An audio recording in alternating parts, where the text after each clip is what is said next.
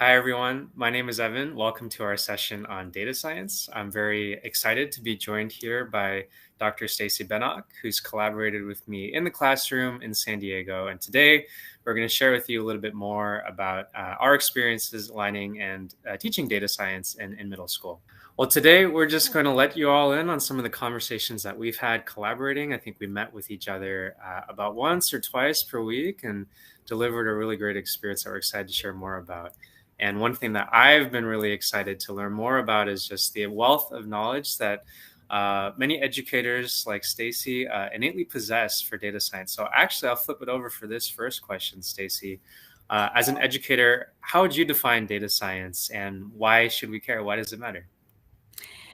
Yeah, so when I think about data science, I think about really this process of inquiry for our students and really diving into curiosity and what matters to them, and this and looking at research, collecting data, organizing the data, making sense of the data, right, in order to answer their questions, or then lead into new questions that have arisen because of it, right? So it's this circular process they're really engaged with. I resonate with that a lot. We see it outside the classroom in the industry as well. And so I would define data science very similarly in terms of just being able to measure aspects about our world, to answer questions that we care about.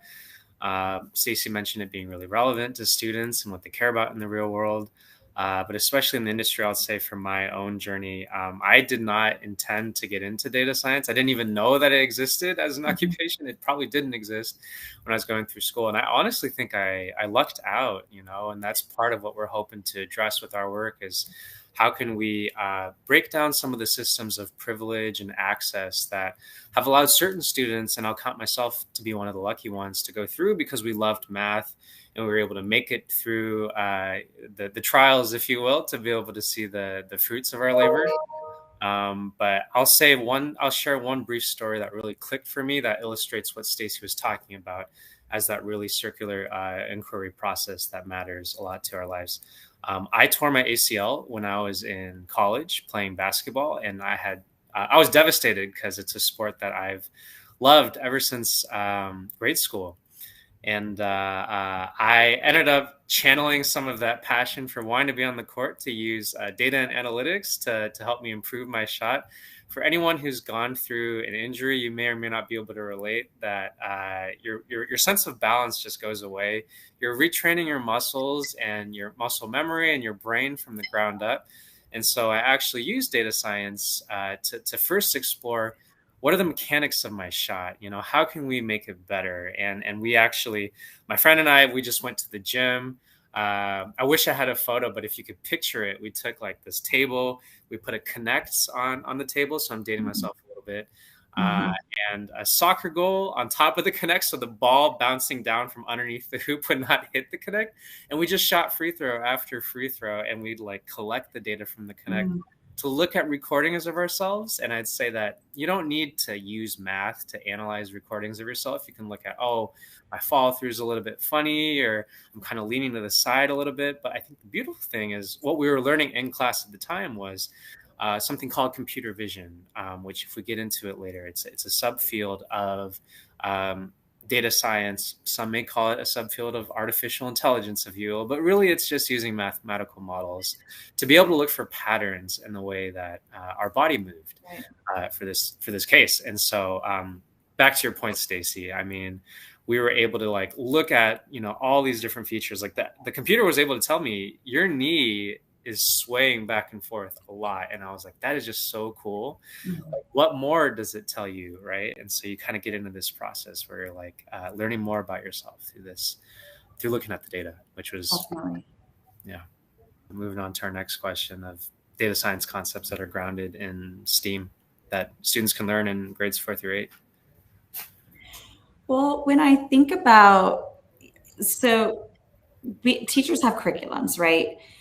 And generally what happens is statistics, data science is reserved for that last unit. either by design in the curriculum or because of teacher preference. And so because it's left at the end, oftentimes, as it is in life, time runs quickly and we run out of it. And so generally what we see is that the statistics unit is left untaught. And so kids aren't getting, they're not getting exposure to data science and statistics. And so, when I think about, and I had already mentioned, right, there's this inquiry process, which I think is so valuable, and it transfers to not just other subjects like science, but really in their lives, right? To be able to ask questions and to make sense of data and patterns, as you had mentioned.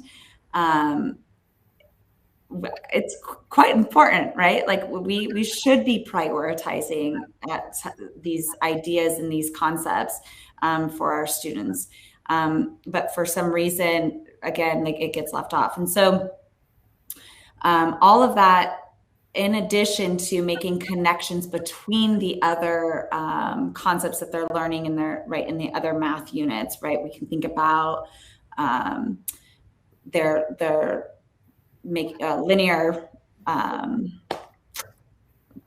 blanking, like graphs, right? So and comparing that to making predictions in statistics, there's connections there, and oftentimes those opportunities to make those connections, it's not taken advantage of. And so when students ask that question that we always get, right, in mathematics, when will I ever use this? It's just it's such a missed opportunity when we're not bringing in statistics. And it's at very face value of when you're going to use this because of its relevancy. Kids see it and they see themselves in it, right? They see this data matters. It matters to me. I am part of this data.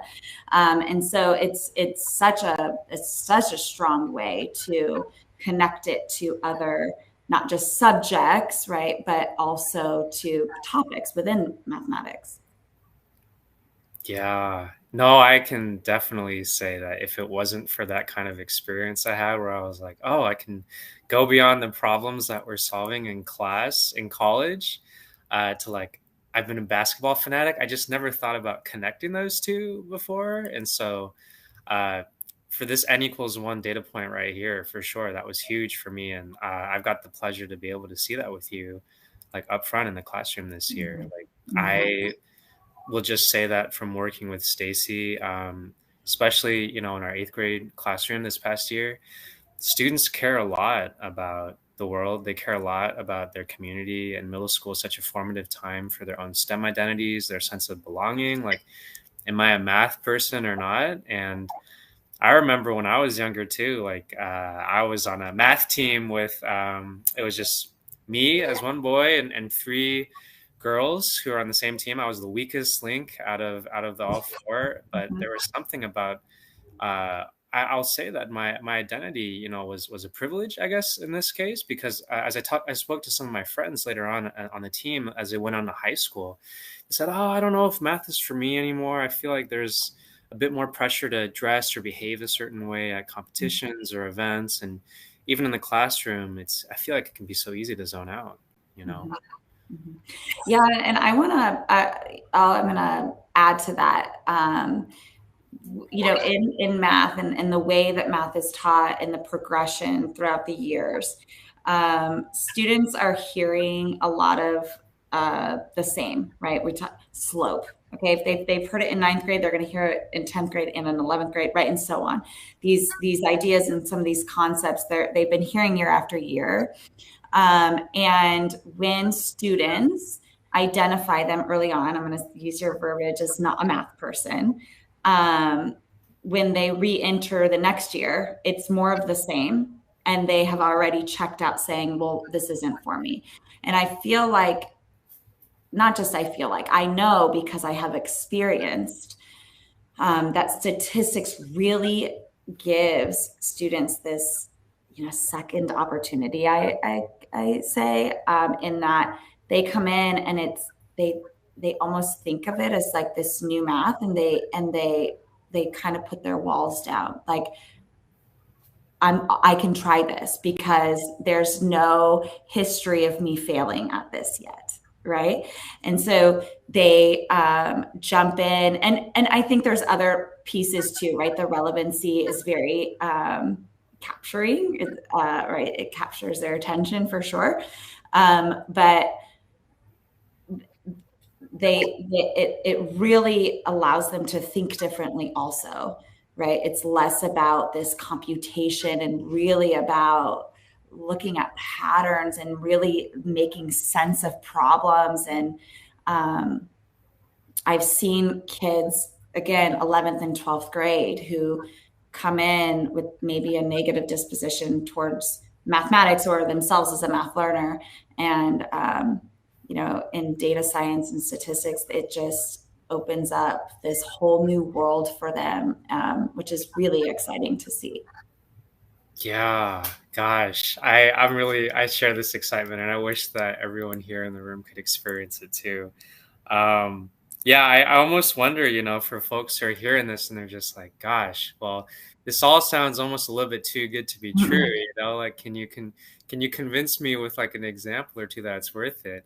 One of the questions that I know we had talked about before this conversation was like, what were some of our most memorable experiences teaching in the classroom? And I know we're not supposed to pick favorites among our students, so maybe we'll leave the names off. But if we were to challenge ourselves to go through and think about what are a couple student examples that really stood out to us, just bring that sense of like identifying and feeling relevance to life. Do you have an example off the top of your head?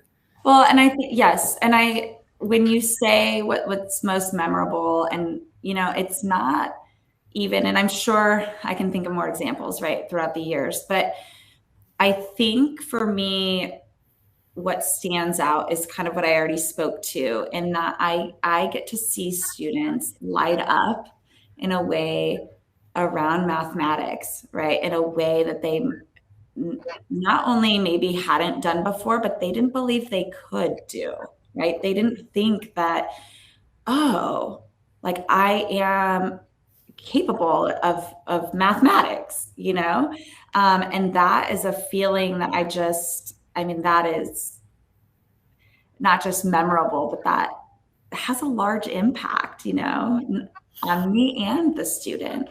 Um, and I always think about, this is a little bit of a tangent, but I always think to my students, I think every student should take data science and statistics, because we are inundated.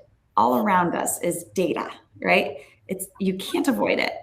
But will a student see a polynomial in their life? Maybe at some point, if they're in a specific, uh, career path, right?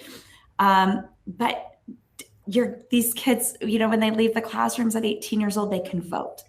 And I want them to be able to look at a statistic and read it not at face value, but to question it and to say, where is this coming from and how is it collected? And be able to make their own decisions. And when I start to see that in the classroom throughout the course of the year, when students really start looking at graphs differently than they had before, really analyzing it, that for me is okay. We've done what we've come to do. Oh yeah. Oh, I resonate with that. Like, how much more civically engaged would students feel if they felt empowered, to be able to do something about some of the issues that they care about?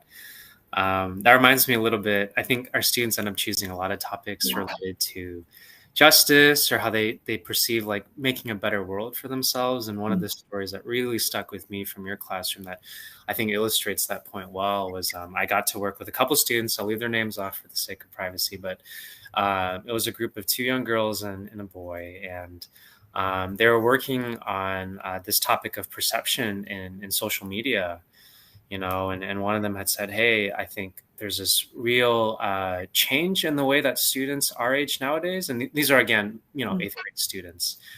So they're on TikTok, Instagram, Snapchat. I can't remember if you're on Snapchat, but it's these ever changing social media apps that the next Definitely. generation gets to claim as their own, and now generations are like what 3 to 4 years Yeah, each. exactly. We feel out of date so quickly, but the characteristics of each platform changes, and what stuck out to me was they were able to have a very nuanced, quantitative conversation about what are some other studies that have been done, how do they gather data from themselves, interviewing each other, interviewing other students in the classroom. To be able to answer this question that they just didn't get the chance to talk about. And one of the shyer students in this group, I remember, kind of like spoke up during this one of the sessions that I was at, just listening in on. At some point, instead of me coming in as a supposed industry expert, I'm the one learning from them. Mm, Not just because I'm technologically illiterate, but because like truly they're teaching me a lot of things about what it's like to be a middle school student nowadays, which I can't project my own experience on, right? And anyways, this young student was saying, I've never gotten the chance to talk about this with anyone before, but I'd imagine that my weights, and especially the way that people are using filters nowadays, like it just feels so nice to not know that I'm not alone, right? And I mm, wish more people could see this data and talk about this data. mm, um, and I think that oftentimes I see it on the other end, on the industry side, right? We spend so much effort and investment to create these big departments composed of folks like myself, who are there really to just try to get into the heads of our users just a little bit more. In my case, it was a shopping platform, small mom and pop shop based up in Seattle. But in this case, for the students, these are really adults who are trying to use data, and hopefully, for good purposes. I mean, you could argue that some of these purposes end up making the platforms more addictive. So there's a bit of an ethics consideration, to be real. But I do think there's very well-intentioned quantitative researchers out there who all they're trying to do is just be a part and witness some of these conversations that I've been a part of. And so often, as with data, right, we can talk about issues like bias too. And one of the issues that I think was really powerful about our experience this past year is we were able to look specifically at issues of bias, which is a well-studied topic grounded in statistics and data science, right? right. And one form in which this comes up is not only the data that you collect, but who's collecting the data, right? Yes. And can we get students from, and actually, Staci, I do want to make a bit of a tangent. If you could talk a bit more about these students in a moment, I hope the audience can see why. But I'll just say that the people that I work with day to day do not resemble the students that were in the classroom that we reached. And there was just mutual learning on both sides because we identified from different backgrounds, we grew up in different circumstances, and their voice deserves to be represented at the table when data is being used to make decisions about the apps, the algorithms, the processes that'll affect them, now, if not later in their adult life. Mhm, mhm. So I will speak more to that. The students that we're working with last year and in when I was in the classroom, come from a very diverse, lower socioeconomic status. A lot of our students are going to be first generation high school graduates. And so having this exposure for them is much more than just taking a data science and statistics class, right? We know this to be true. Knowledge is power, right? You mentioned, how students picked some topic that resonated with them or that they were interested in, curious about, and they went through the process, right? They asked a statistical question. They dove into looking at data, considering biases and all of that. But what I was also so, speaking of like things that are memorable, right? Experiences that had happened in the classroom was at the end of this process, they then looked at how they could get involved. And so this is now looking at a community impact and what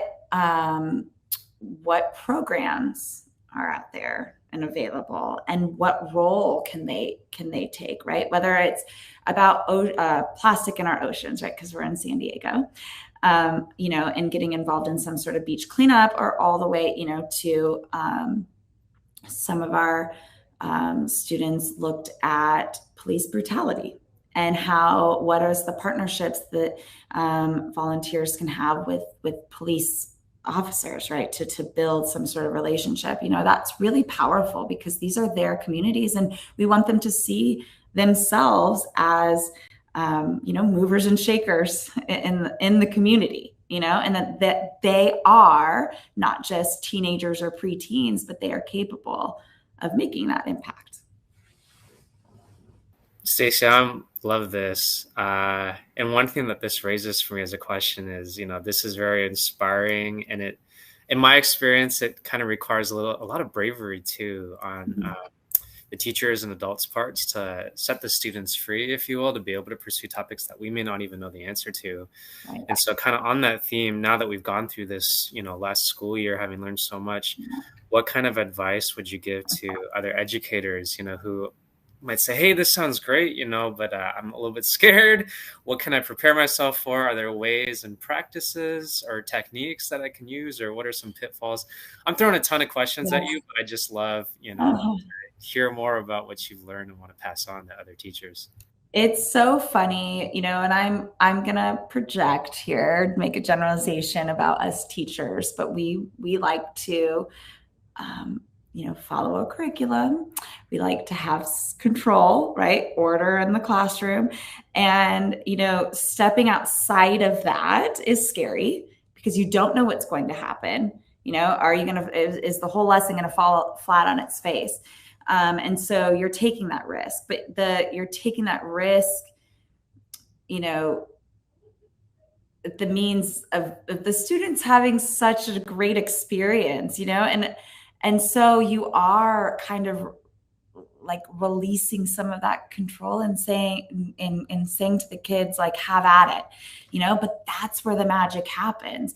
We too often, and even in some statistics courses, which I think is really what I loved about the data science, is live data that they're going out and finding. And a lot of times in statistics, we kind of have this prescribed recipe, if you will, of, with this data set that is from, like you mentioned, years ago, collected by who knows, yeah. And so that's the scary part, but that's also the benefit, is that this is where students get a shine, and you get to know your students on such a deeper level, right? Not just as a math student, but as a person and someone who has a lot of passion about certain topics. And so I think it's just trusting this process that good things will happen. You're guiding them, you're facilitating, the lessons, you're giving them the tools they need, right? There are lessons, structured lessons around, what are biases, and, how do you collect data, and feasibility, and so forth, right? How to analyze data, all of these things. But when you get to just hand it over to the students, see what they can do with it, isn't that why we teach them, right? Like any topic, is so that they now have those tools to go forth and conquer and to apply. And so that's really what it is. But it's getting past that fear of, oh dear, what are they going to come up with? There's some, and the other, I'll say this, the other, it's not a pitfall, but it's definitely some lift and ask of the teacher on the teacher end, is all of the stuff that you're doing before, right? You're really having to think through this entire project with supports in place, right? Like, we want to have checkpoints, making sure students are on, like, hitting their checkpoints so that they're paced correctly throughout their whole project. So, and you don't know, right? Like, what topics are going to come in? Do I have the data ready for them? Right. So there's a little bit of legwork on the teacher's end, but the students really step up, and you'll be so pleasantly surprised of how much their work they do on their end, and just what beautiful products they produce, but also again the growth that you'll see in them is like so worth all of the effort that you had to do on the front end, all that front loading work. Absolutely. And hopefully as a community, we can build upon the things that we've learned from each other to make that effort easier. But yeah, I think that's part of the rewarding struggle. And I'll say this too for I don't know if there's any industry mentors in the audience here or folks who are data scientists yourself, or maybe you don't call yourself by that title, but you use data in your day-to-day life. I would definitely encourage you to see if you can get involved directly at the classroom level as well. I just think the way the partnership between me and Staci played out was really beautiful this past year. I learned a ton from Staci, where Staci was like able to translate a lot of what I was saying, where I was like, hey, these are the skills that we use in the real world. Here's how we summarize things in a histogram.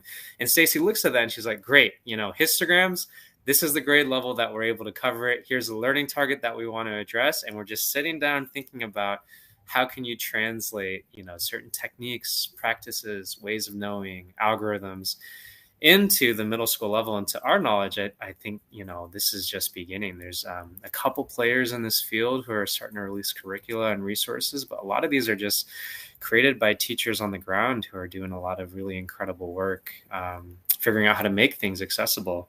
I want to go a little bit deeper on this point, Staci, on something you mentioned about being able to just plan ahead and sequence things in, so that, we all know that, as educators, there's just so much you have to juggle throughout the year, and there just never seems to be enough time to be found.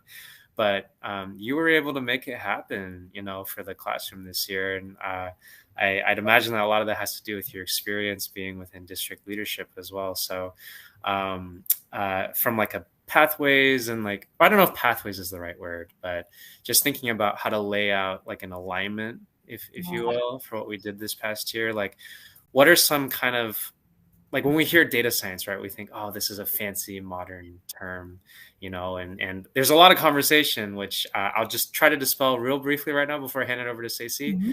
Even though right now, like a lot of sequences require calculus to learn data science, like I myself did not get to do this basketball project that really touched me until like I was taking grad school level courses. That's way too late. We do not need calculus to be able to engage in meaningful data science early. But then the question is, okay, if the traditional pathway as it currently is set up needs to be reimagined, what are some things, that we've discovered, that from like a standards and alignment perspective, that'll make it possible for teachers to say, hey, I can actually fit some data related practices in, whether it's like 5 days in this unit or maybe a whole unit devoted to it. Every district's a bit different, I know, but like, how are you able to pull that off, I guess? Yeah, it's so interesting, and data science oftentimes lives like it's easier when thinking about like learning targets and objectives and standards, to put that into the statistics unit, right? But when we're looking, and when I say notice and wonder, all my math folks know what I'm getting at when I say the notice and wonder. That is a 5-minute warm up that can happen. It doesn't matter what you are teaching that day, but it gives them exposure to graphs, different kinds of graphs, data, and then the wondering, right? Start questioning, where's this, like I said, where's this coming from? What is this about, right? Have them really dive into these different graphs. You can put that at the beginning of any lesson. It doesn't have to be about, aligned to maybe a specific standard. But I think, again, that's kind of going outside of that norm of, this linear model of what's in my curriculum. That's not what I'm teaching today. But we have those flexibilities. And there are, if you really look at what you're teaching and think about and have data science on your forefront of your mind, there's opportunities everywhere to kind of segue in and make connections. Or you just do which one doesn't belong, the notice of wondering, number talks, all around a graph. And there's so many resources, by the way, I'll just say this. There's so many resources. And the one that I'm thinking about is the New York Times. They have so many different kinds of graphs available for this very thing. Start every day with a graph. And that, that includes different talk moves and so forth for your students, but it's all centered around the notice and wonder and what can come of that. We also have other things like a slow reveal graph, reveal a little bit more information at a time to really get kids questioning, and what is this graph about, and making sense of the graph, when more information is released. There's so many different resources out there to do that very thing. Do you have any closing thoughts, Staci? Any things that you wanted to share that we didn't get the chance to talk about? We already had the chance to talk about this. I'm just going to add one last thing with what you had just showed, which is so sophisticated and so beautiful and really had such a lasting impact on the students.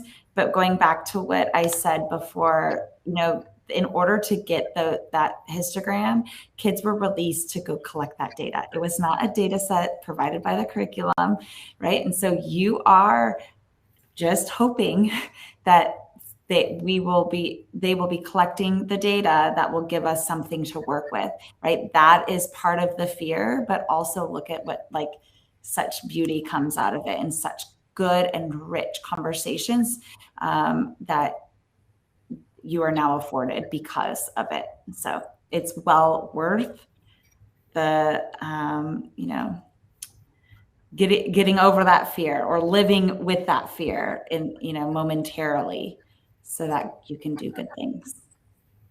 I echo that. It'll lead to, in my case, I'm very blessed to have been able to build a career off these tools. I often tell my friends that I'm solving puzzles and getting paid to do it. And that's just such a blessing to have this. And I just want to open up the doors, and hopefully if you're a teacher, whether you're a teacher, a mentor or a student in this classroom, by engaging in this, by bringing folks along in your community to do this, you'll make the world hopefully a better place by adding more diverse scientists into the world right now when we very sorely need it. And you're creating opportunities for the community, which I've been very blessed to witness firsthand. So, yeah, Staci, thanks for this conversation. Thanks to work with you this past year. It's been really great. Yeah, same. Hi, folks. I don't know if you can hear us. I know there's a bit of a delay in the live stream here.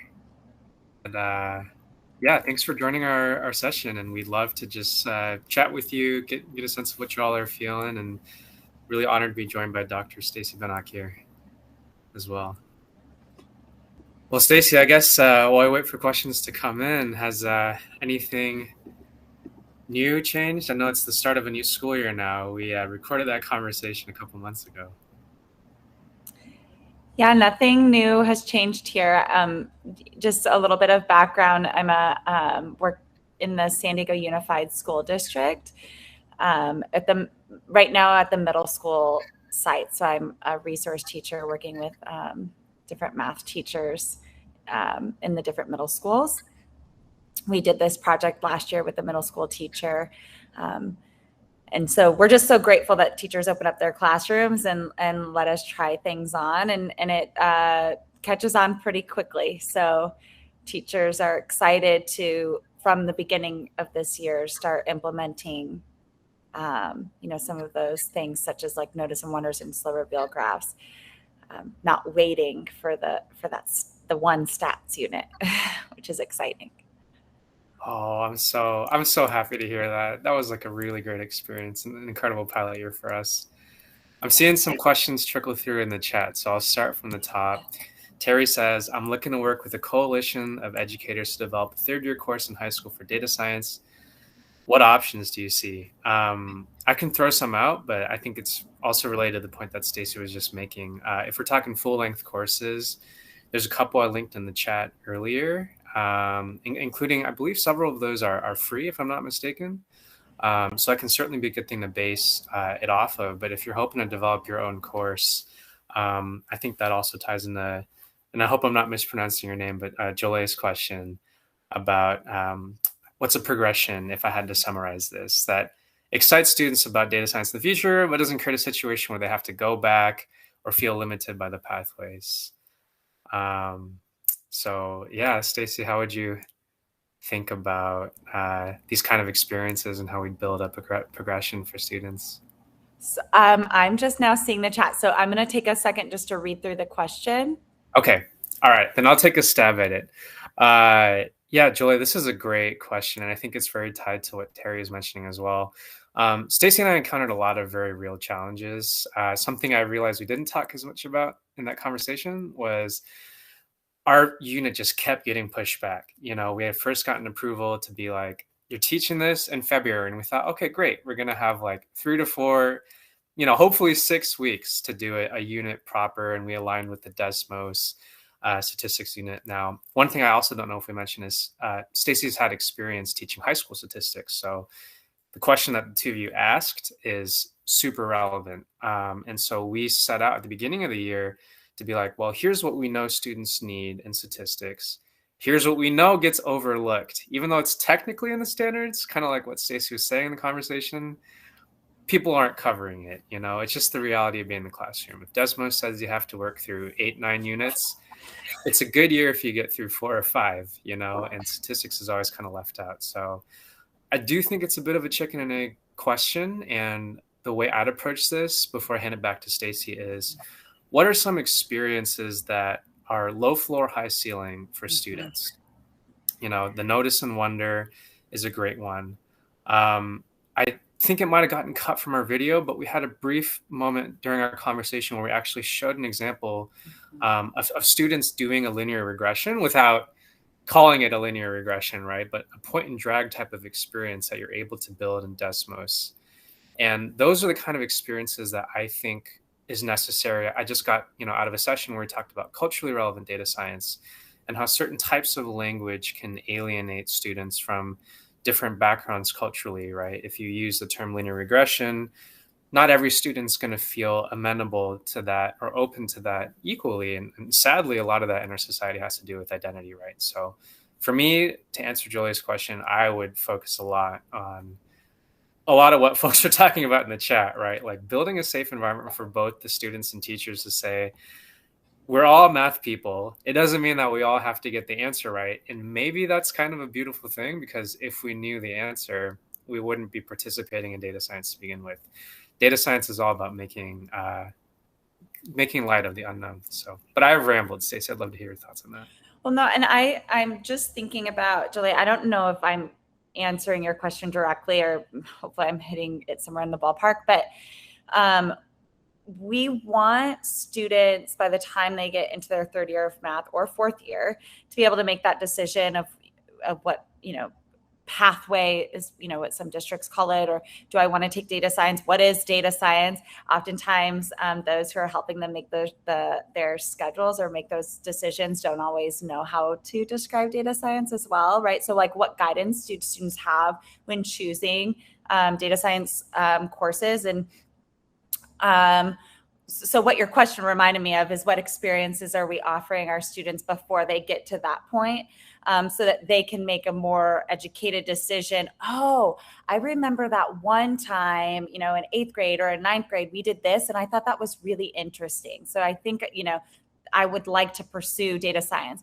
And that's something that we're working a lot with our teachers on. And it has to do with the, vertical alignment, right? Like across grade levels of saying, here are the little pieces that you can add into your curriculum, or just be explicit within the curriculum or you already have, right? Like when you're talking in the stats unit, when you're talking about histograms, scatter plots, and so forth, and being explicit like this, if this is interesting to you, right? There's this whole, and expose them to this, the terminology, data science or statistics. That's what we're kind of pushing and saying to our teachers here is let's give our students experiences and be explicit about those experiences, so that by the time they get to that 3rd or 4th year, they can use their experiences to help make decisions about what courses they're taking. Yeah, I think that ties in so well with what Dr. Su was saying in the keynote just now, right? About the difference between like virtues, mathematical virtues, and more of the procedural knowledge that we're covering in the classroom. And I'd say the virtues have definitely stuck with our students, especially the recurring students I worked with. While we're waiting for more questions to trickle in, please keep them coming, folks.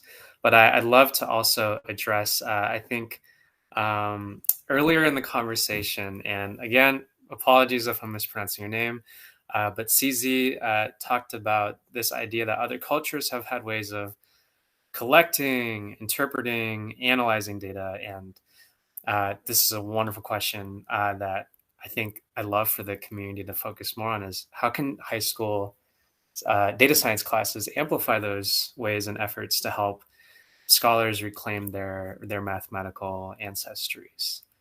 So really kind of hitting at the cultural roots of data.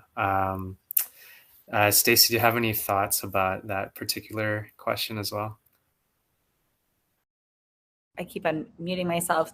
While you were reading that, I actually jumped to another one. I'm really sorry. I was reading the one above it about You're all good.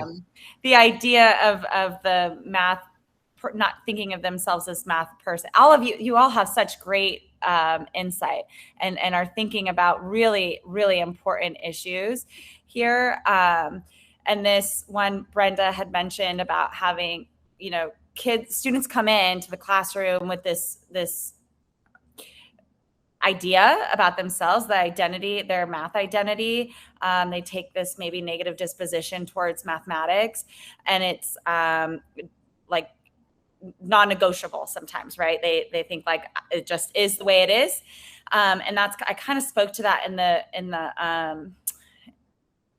the clip, in that I think that was the beauty of opening them up to this new type of math, right? This data science. It just almost was like a fresh start for students. They thought like, oh, I'll give this a try. They were willing because they hadn't yet seen themselves as having failed it yet, right? And so kind of had already spoke to that. But again, one of the things to really like start rebuilding that identity is giving them those low floor, high ceilings, and those notice and wonder graphs give all students access. All students can notice something about that graph and wonder something about that graph. And then they're hearing from their peers, right, what they're also noticing and wondering. And the sophistication over time will blow you away. They'll start noticing and wonder things that you would never have come up with.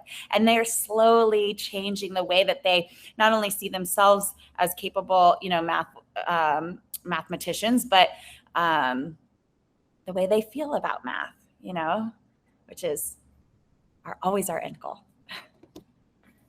I really don't think I can say it better than that, Staci. We just got the notification that the session's about to close. So I just want to say thank you to everyone for dialing in our session. I would love to talk more. I love like the shout out to ethnic studies and diversity here, but definitely just like an encouragement to try data science. If you haven't already, you'll learn so much from your students. And just on that last piece about elevating students as math learners and engaging students' culture, recognizing that you're alongside the journey, learning with them, that there's not just one right way to do data science. I mean, there's so many different algorithms for linear regression that I could talk about. We have one dominant one, of course.